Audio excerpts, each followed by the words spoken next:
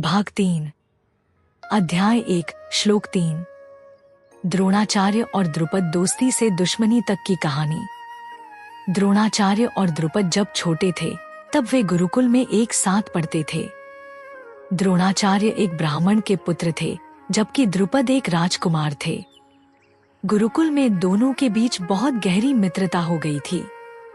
उस समय द्रुपद ने द्रोणाचार्य से कहा था, जब मैं राजा बनूंगा तो मेरा आधा राज्य तुम्हारा होगा, क्योंकि हम सच्चे मित्र हैं। लेकिन समय के साथ परिस्थितियां बदल गईं। द्रुपद पंचाल का राजा बन गया और द्रोणाचार्य अत्यंत गरीब हो गए।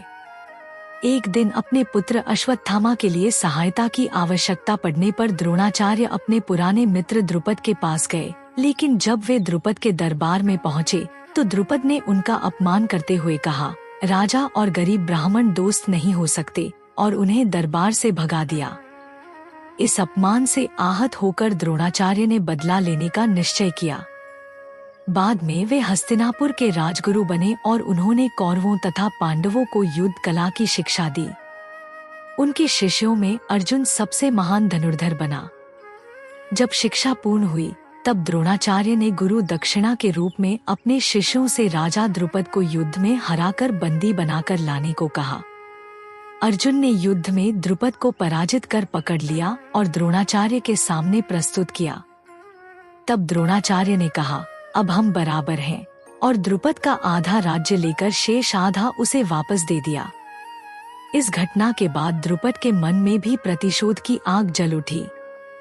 उन्होंने एक यज्ञ कराया जिससे धृष्टद्युम्न का जन्म हुआ, जो द्रोणाचार्य के वध के लिए उत्पन्न हुआ था, और साथ ही द्रौपदी का भी जन्म हुआ।